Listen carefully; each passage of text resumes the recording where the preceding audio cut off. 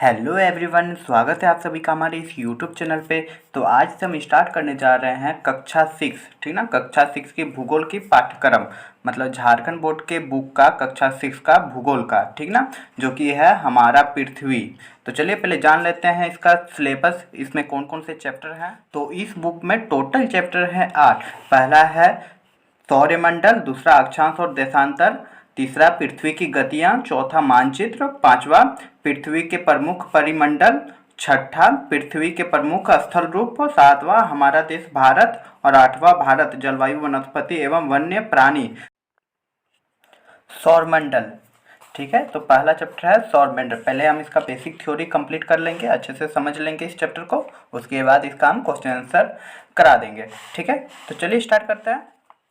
सूर्य दिन में चमकता है और अपनी किरणों को चारों ओर बिखेरता है, ठीक है। परंतु सूर्यास्त के बाद संपूर्ण आकाश छोटे छोटे चमकदार वस्तुओं से भर जाता है, जिसे हम क्या कहते हैं, जिसे तारे कहते हैं, ठीक ना। जिसमें से कुछ चमकीले होते हैं और कुछ धुंधले, ठीक ना। कुछ ज़्यादा एकदम चमकता है या कुछ धुंधले होते हैं, ठीक है। इनमें से कुछ टिमटिमाटे प्रतीत होते हैं, मगर इन टिमटिमाती वस्तु में कुछ की टिमटिमाहट अन्य से अलग होती है, ठीक है। इस चमकीली वस्तु के साथ प्रतिदिन चंद्रमा भी दिखाई देती है, ठीक है, दिखाई पड़ती है। यह चंद्रमा विभिन्न समय पर अलग अलग आकार का दिखता है। पूर्ण चंद्र को एक महीने में एक बार देखा जा सकता है। यह पूर्ण चंद्रमा वाली रात पूर्णिमा कहलाती है। जिस समय, ठीक ना, पूरा चांद दिखता है तो उस समय को क्या कहते हैं, पूर्णिमा कहते हैं, ठीक ना। 15 दिन के पश्चात, ठीक ना, उसके 15 दिन के पश्चात, मतलब पूर्णिमा के 15 दिन के पश्चात इस परिस्थिति में बदलाव दिखता है, क्योंकि इस समय चंद्रमा का काला भाग पृथ्वी की तरफ होता है, जिसे जिसे नया चंद्रमा की रात्रि या अमावस्या कहते हैं, ठीक है। तो अमावस्या उस समय को कहते हैं जब चांद नहीं दिखाई देती है, ठीक ना। तो अमावस्या की रात में अवलोकन तभी हो सकता है जब आसमान साफ होता हो, ठीक ना। तो अमावस्या का रात कब हम अवलोकन होगा, जब आसमान एकदम साफ सुथरा रहेगा। हम दिन के समय चंद्रमा एवं इन सभी छोटी चमकीली वस्तु को नहीं देख पाते हैं। क्यों नहीं देख पाते, क्योंकि सूर्य से निकलने वाली अत्यधिक तेज प्रकाश के कारण रात के समय चमकने वाली वस्तुएं दिन में दिखाई नहीं पड़ती है। तो सूर्य से निकलने वाली जो किरणें होती है, जिसके कारण हम चंद्रमा की या फिर स्टार की चमक को नहीं देख पाते हैं। सूर्य, चंद्रमा, तारे और वे सभी वस्तुएं जो रात के समय आसमान में चमकती है, क्या कहलाती है, खगोलीय पिंड कहलाती है। क्लियर। हमारी पृथ्वी भी इस खगोलीय पिंड का एक भाग है। ये सारे खगोलीय पिंड क्रमशः तारे, ग्रह, उपग्रह, क्षुद्र ग्रह समूह में बटे हुए। इस सब के बारे में अभी विस्तार से जानेंगे कि तारे, ग्रह, उपग्रह और क्षुद्र ग्रह के समूह किसको कहते हैं, ठीक है। तो आगे है, कुछ खगोलीय पिंड बड़े आकार के साथ साथ गर्म भी होते हैं। कुछ खगोलीय जो पिंड होते हैं जो आसमान में घूमते रहते हैं, उसे ही खगोलीय पिंड कहते हैं। वे क्या होते हैं, कुछ बड़े होते हैं, कुछ छोटे होते हैं, गर्म भी होते हैं। ये गैसीय से बने होते हैं, ठीक है। इनके पास अपनी ऊष्मा प्रकाश होता है, जिसे वे उत्सर्जित करते रहते हैं। क्लियर। मतलब इन सभी जो पिंड होते हैं जिसके पास अपना प्रकाश होता है, ठीक ना, जिसे वे उत्सर्जित करते थे। जैसे सूरज भी एक बहुत बड़ा पिंड है जिससे प्रकाश उत्सर्जित होता है, मतलब उत्पन्न होता है। क्लियर, आप लोगों को समझ में आ गई होगी। इन खगोलीय पिंड को क्या कहते हैं, तारे कहते हैं, ठीक ना। सूर्य भी क्या है, एक तारा है, ठीक ना। बड़े बड़े जो पिंड रहते हैं जिसकी अपनी चमक होती है, अपना गैस होता है, जो हमेशा उत्सर्जित होते रहते हैं ऊर्जा का, ठीक है, उसे ही क्या बोलते हैं, तारे कहते हैं। और सूरज भी क्या है, एक तारा है। चलिए आगे देखते हैं कि सूर्यास्त के पश्चात रात के समय चमकते हुए अनगिनत तारे सूर्य के समान ही है। तो सूर्यास्त के समय जितने भी तारे हम लोग देखते हैं वे सूर्य के समान ही होते हैं, बस वे हमसे बहुत दूर है, जिसके कारण उसे हम बहुत छोटे देखते हैं, ठीक ना। वो भी एक सूरज ही है, सूरज ही की तरह चमकता है, ठीक ना। ये तारे बहुत अधिक दूर होने के कारण अत्यधिक छोटे दिखाई पड़ते हैं तथा हम लोग इसकी ऊष्मा या प्रकाश को अक्सर महसूस नहीं कर पाते हैं, क्योंकि ये हमसे बहुत दूर पे है, जिसके कारण हम उसके रोशनी को या गर्मी को अनुभव नहीं कर सकते, ठीक ना। चलिए अब आगे पढ़ते हैं। तो आगे है कि कुछ दूर से देखने पर सभी वस्तुएं अपने आकार की अपेक्षा छोटी दिखाई पड़ती है, ठीक ना। जितना दूर से हम कोई वस्तु को देखेंगे, जितना दूर में उसका आकार और भी छोटी दिखाई पड़ती है। अत्यधिक ऊंचाई पर उड़ रहे हवाई जहाज भी काफ़ी छोटी दिखाई देती है, ठीक है। रात के समय आसमान के तारों के विभिन्न समूहों द्वारा बनाई गई विभिन्न आकृतियां दिखाई पड़ती है। रात में हम जब देखते हैं आसमान में, तो तारों के बहुत तरह के समूह या डिजाइन बना हुआ रहता है, ठीक ना। ये क्या कहलाते हैं? ये नक्षत्र मंडल कहलाते हैं, ठीक ना। क्या कहलाते हैं? ये नक्षत्र मंडल। जो तारों के समूह होते हैं, एक से एक आकार का बना रहता है, ठीक ना। बहुत सारे समूह होते हैं। चलिए आगे देखते हैं कि बहुत आसानी से पहचानने योग्य नक्षत्र मंडल लिटिल बियर, ठीक ना, लिटिल बियर होता है या सप्तऋषि, ठीक ना, सप्तऋषि, लिटिल बियर या सप्तऋषि। इसमें 7 तारे का समूह होता है, ठीक ना। सप्तऋषि या 7, सप्त मतलब 7 और ऋषि मतलब संत है, ठीक ना। ये 7 तारों के समूह है जो एक बड़े नक्षत्र मंडल उसी मेजर या बिग बियर का भाग है। देखो यहाँ पे एक चित्र दिया गया है। देखो यहाँ पे जो दिया गया है 1 2 3 4 5 6 7 इसी तरह का जो एक समूह रहेगा आसमान में दिखेगा, इसे ही सप्तऋषि कहते हैं, ठीक है। चलिए अब आगे पढ़ते हैं कि कह रहा है कि प्राचीन काल में लोग, ठीक ना, प्राचीन काल में लोग रात्रि में दिशा निर्धारित तारों की सहायता से करते थे, ठीक है। उत्तरी तारा जो होता है वो उत्तर दिशा को बताता था। इसे क्या कहते थे? ध्रुव तारा, ठीक है, पोल स्टार भी कहा जाता था। तो ध्रुव तारा से ही हमें उत्तर दिशा का ज्ञान प्राप्त होता था, ठीक ना, जिसे ही क्या बोला जाता था? ध्रुव तारा, ठीक है। यह आसमान में हमेशा एक ही स्थान पर रहता है। हम सप्तऋषि की सहायता से ध्रुव तारा की स्थिति को जान सकते हैं, ठीक है। जैसे यहाँ पे देखो सप्तऋषि होता है, इस तरह का 4 गो तारा रहता है और यहाँ पे 3 गो पूंछ में तारा रहता है, ठीक ना। तो ये जो 2 गो तारा है, रात के समय देखना, 2 गो जो तारा है उसी के सीधे में जाएंगे तो यहाँ पे एक तारा दिखेगा एकदम सेम सीधे में, और वही ध्रुव तारा की स्थिति होगी, ठीक ना। उसी को ही ध्रुव तारा कहेंगे जो यहाँ पे है।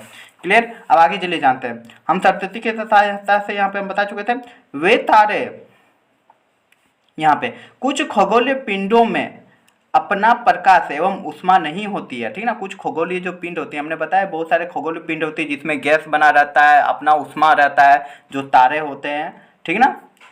और कुछ का अपना उष्मा नहीं होता है, ठीक ना। वे तारों के प्रकाश से प्रकाशित तो होने के साथ साथ सूर्य या किसी अन्य तारों के चारों ओर परिक्रमा करते हैं, ठीक ना। उसको क्या कहते हैं अभी जान लेते हैं, ठीक ना। तो वे तारों के प्रकाश से प्रकाशित होने के कारण, जो हमारी चंद्रमा है जैसे, ठीक ना, जैसे हमारी चंद्रमा है, तो चंद्रमा क्या करता है? उसका अपना कोई रोशनी नहीं होता, वह सूरज की रोशनी से ही चमकता है। तो यहाँ पे चले पढ़ लेते हैं आगे। वे तारों के प्रकाश के प्रकाशित होने के साथ साथ सूर्य या किसी अन्य तारों के चारों ओर परिक्रमा करते हैं। वह सूरज का परिक्रमा करेगा या अन्य तारों का परिक्रमा करेगा। ऐसे खगोलीय पिंड ग्रह कहलाते हैं, ठीक ना, ग्रह कहलाते हैं। तो वैसा पिंड जो किसी तारे या सूरज की परिक्रमा जो करता है उसी को ही ग्रह कहते हैं, ठीक ना। ग्रह को अंग्रेजी भाषा में क्या कहते हैं? प्लेनेट कहते हैं, ठीक है, जो कि ग्रीक भाषा प्लेनेटाई शब्द से बना है, जिसका अर्थ होता है परिभ्रमक, अर्थात चारों ओर घूमने वाला होता है, ठीक ना।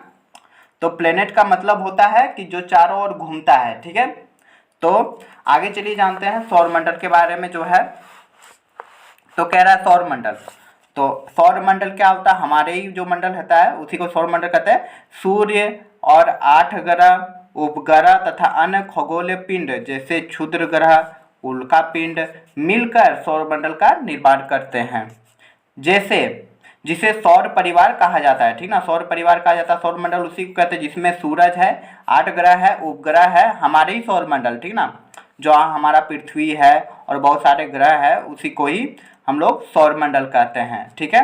इसमें क्षुद्र ग्रह भी होता है, उल्का पिंड मिलकर सौरमंडल का निर्माण करते हैं। क्षुद्र ग्रह उल्का पिंड क्या है आगे हम लोग जानेंगे। इस सौर परिवार का मुखिया क्या होता है, सूर्य होता है। मुखिया क्यों कहा जाता है कि वही सबको प्रकाश देता है, ठीक ना। चलिए आगे जानते हैं सूर्य के बारे में। सूर्य सौरमंडल का सबसे बड़ा सदस्य है, ठीक है। यह सौरमंडल के केंद्र में स्थित है, ठीक है। सूर्य का व्यास पृथ्वी का लगभग 109 गुना ज्यादा है। सूर्य का जो व्यास है, व्यास किसको बोलते हैं, अगर यदि ये गोल है समझो, ठीक ना, सॉरी ये गोल है, समझ लो ये गोल है, यहाँ से यहाँ तक की दूरी को त्रिज्या बोलते हैं, और यहाँ से यहाँ तक की दूरी को एकदम बीच से जो जाता है इसी को व्यास बोलते हैं, ठीक है। तो व्यास कितना बोल रहा है, 109 गुना ज्यादा है पृथ्वी से। पृथ्वी में हम लोग रहते हैं और उससे 109 गुना ज्यादा है सूर्य का है, ठीक ना। सोचो कितना बड़ा हो सकता है। पृथ्वी के खिंचाव बल सौरमंडल को बांधे रखता है। जानते हो आसमान में होता क्या है, एक बल काम करता है, ठीक ना, जिसको गुरुत्वाकर्षण बल कहते हैं। तो उसमें होता है क्योंकि बड़ा पिंड का एक अपना बल रहता है जो बहुत सारी वस्तुओं के अपनी ओर आकर्षित किए रखता है, जिसके कारण वे सारे जो पिंड होते हैं उसके परिक्रमा करने लगते हैं, ठीक है। तो सूर्य जो हम अच्छे से जानेंगे आगे वाले क्लास में। सूर्य सौरमंडल के लिए प्रकाश, ठीक है। सूर्य जो होता है सौरमंडल के लिए, सौरमंडल बताएं अभी 8 ग्रह, सूर्य और उपग्रह और खगोलीय पिंड और क्षुद्र ग्रह के मिलकर सूर्यमंडल बनता है, सौरमंडल बनता है। तो सूर्य जो होता है सौरमंडल के लिए प्रकाश ऊष्मा का एकमात्र साधन है, परंतु पृथ्वी पर हम इसकी अत्यधिक तेज ऊष्मा को महसूस नहीं करते हैं, क्योंकि सूर्य पृथ्वी से नजदीक का तारा होने के बावजूद हमसे काफी दूर है, ठीक है। सूर्य पृथ्वी के लगभग कितना किलोमीटर दूर है, 15 करोड़ किलोमीटर दूर है, ठीक है। अब यहाँ पे है कुछ जानने योग्य बात, उसको भी जान लेते हैं। सूर्य से निकली ऊर्जा का छोटा सा भाग मात्र 2 अरबवां हिस्सा ही पृथ्वी पर पहुंचती है, बहुत छोटा भाग पहुंचती है, ठीक ना। सूर्य से प्राप्त ऊर्जा का 48% ही वायुमंडल को गर्म करने के काम आता है। शेष ऊर्जा अंतरिक्ष में परिवर्तित हो जाता है, ठीक है। तो चलिए अब जानते हैं आगे।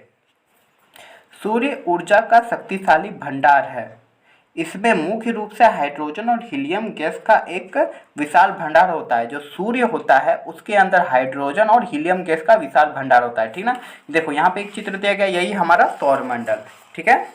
सौरमंडल में हम क्या बताएं कि 8 ग्रह होते हैं। तो देखो सूर्य एकदम रहता है दूर में, ठीक ना, ये स्थिर रहता है, और ये सारे जो दिख रहा है ये सारे ग्रह है जो सूर्य की परिक्रमा करते रहता है, ठीक ना। तो पहला जो ग्रह रहता है बुध आता है, ठीक ना, जिसको बोलते हैं मरकरी, बुध, उसके बाद शुक्र, उसके बाद तीसरा नंबर पे जो ग्रह रहता है वो हमारा पृथ्वी होता है, ठीक है। बुध शुक्र पृथ्वी, उसके बाद आता है मंगल, उसके बाद आता है बृहस्पति जिसको जुपिटर बोलते हैं, उसके बाद आता है शनि, उसके बाद यूरेनस और फिर वरुण नेपच्यून जिसको कहते हैं, ठीक है। तो चलिए आप जानते हैं ग्रह के बारे में। तो ग्रह के बारे में लिखा है इसमें कि हमारे सौरमंडल में कितने ग्रह हैं, 8 ग्रह हैं। यह सूरज की दूरी के अनुसार क्रमशः बुध शुक्र पृथ्वी, ठीक ना। तीसरा नंबर पे हमारा ग्रह पृथ्वी आता है, ये याद रखना, ठीक ना। पहला ग्रह कौन है, बुध है, उसके बाद शुक्र पृथ्वी मंगल बृहस्पति शनि यूरेनस एवं नेपच्यून है, ठीक है। आकार के अनुसार, ठीक ना, आकार के अनुसार यदि बोला जाएगा सबसे बड़ा ग्रह कौन सा है तो हो जाएगा बृहस्पति, ठीक ना। तो आकार के अनुसार ग्रहों में सबसे बड़ा में से छोटा क्रम इसी प्रकार है, ठीक ना। अब बड़ा सबसे बड़ा ग्रह उसके बाद उससे छोटा छोटा होते गया, वैसा प्रकार यहाँ पे दिया। तो सबसे बड़ा हो गया बृहस्पति, उसके बाद शनि, उसके बाद यूरेनस, उसके बाद नेपच्यून, उसके बाद पृथ्वी। आकार के मामले में पृथ्वी कितना नंबर पे है, पृथ्वी तुम्हारा 5वां नंबर पे है, ठीक ना। 6ठा नंबर पे आ जाएगा शुक्र, 7वां पे मंगल और अंतिम पे बुध, ठीक ना। बुध सबसे छोटा ग्रह है, ठीक है। अब ग्रहों के आकार एवं गति के अनुसार आंतरिक ग्रह और बाह्य ग्रह में बांटा गया है, ठीक ना। ग्रहों के आकार और उसके दूरी के अनुसार। तो यहाँ पे आंतरिक ग्रह से समझ में आ रहा है जो सूरज के नजदीक में होगा उसको आंतरिक ग्रह कहेंगे, और जो सूरज से दूर में होगा उसको बाह्य ग्रह करेंगे। तो जैसे यहाँ पे लिखा है कि बुध शुक्र बुध शुक्र पृथ्वी मंगल आंतरिक ग्रह कहलाते हैं। ठीक है, तो बुध शुक्र पृथ्वी मंगल सबसे पहले आता है। जैसे यहाँ पे देख लेते हैं कि बुध शुक्र पृथ्वी मंगल ये जो 4 ग्रह है इसको आंतरिक ग्रह कहते हैं, मतलब क्योंकि वह आंतरिक ग्रह है, ठीक ना, पृथ्वी के नजदीक है इसलिए आंतरिक ग्रह कहते हैं 4 ग्रह को। और इसके बाद यहाँ पे जो झील मिलाता हुआ चीज दिख रहा है इसको बोलते हैं क्षुद्र ग्रह, ठीक ना, क्षुद्र ग्रह, ये मतलब छोटे छोटे एकदम पत्थर है, बड़ा बड़ा पत्थर होगा। आगे आगे देखते हैं, ठीक ना, आंतरिक ग्रह जान लिया, सूरज के नजदीक होता है और आकार में छोटे हैं तथा इसके बारे में जान लेते हैं कि आकार में छोटे हैं तथा चट्टानों से बने होने के कारण भारी है। ठीक है, अब आगे चले जानते हैं, आगे क्या जानेंगे, बाह्य ग्रह। तो बाह्य ग्रह में आ जाएगा बृहस्पति, उसका जो जो बच गया 4 ग्रह बच गया, 5 ग्रह ना 4 ग्रह, हाँ 5 ग्रह बच गया। कौन सा, बृहस्पति, शनि, यूरेनस, नेपच्यून बाह्य ग्रह है। ठीक है, यह सूर्य से दूर स्थित है, आकार में बड़े हैं और गैस से बने होने के कारण क्या है, हल्के हैं। वे जो नजदीक वाले ग्रह थे वो किससे बने थे, वे तुम्हारा चट्टानों से बने थे, ठीक ना, जिसके कारण वे भारी थे। लेकिन ये सब क्या बने हुए हैं, गैस से बने हुए, जिसके कारण ये क्या है, हल्के हैं। आई होप समझ में आ गए भी आप लोग को अच्छे से। अगला है, आगे है कि सौरमंडल के सभी 8 ग्रह का निश्चित पथ सूर्य का चक्कर लगाता है, ठीक ना। ये जो सौरमंडल का 8 ग्रह जो दिया गया है, 8 ग्रह जो दिया गया है वो उसका एक निश्चित पथ होता है, वह उसी पथ में चक्कर लगाता है, ठीक ना। जैसे यहाँ पे देख लेते हैं, जैसे देखिए यहाँ पे जो दिया गया है ऐसे गोल घेरा, यही उसका पथ है, इसी घेरा में वह चक्कर लगाता है, ठीक ना। चले अब आगे जानते हैं, आगे है चक्कर लगाते हैं, ये रास्ते दीर्घवृत्ताकार होते हैं, ठीक है ना। अब हम पूछ देंगे कि ग्रहों का, यदि पूछा जाएगा कि ग्रहों का चक्कर लगाने वाला पथ कैसा होता है, तो वह होता है दीर्घवृत्ताकार होता है, ठीक ना। इस ये कक्षा कहलाते हैं, ठीक है, क्या कहलाते हैं, कक्षा कहलाते हैं। तो अब आगे है सभी ग्रह के बारे में दिया गया है कि बुध ग्रह, शुक्र ग्रह, पृथ्वी, मंगल, सबके बारे में अच्छे से बताया गया है। तो इसको हम अगले क्लास में करेंगे। आज हमने क्या जाना, सौरमंडल के बारे में और ग्रहों के बारे में, और बाकी जो बच गया उसको नेक्स्ट क्लास में कंप्लीट कर देंगे और उसके बाद फिर इसका क्वेश्चन आंसर बहुत आसान तरीके से बता दिया जाएगा, ठीक ना। तो अगर मेरे पढ़ाने का तरीका अच्छा लगा तो आप हमें सपोर्ट कर सकते हैं इस चैनल को ज़्यादा से ज़्यादा सब्सक्राइब करके और अपने दोस्तों को भी ज़्यादा से ज़्यादा शेयर करके। तो चलिए मिलते हैं अब अगले वीडियो में।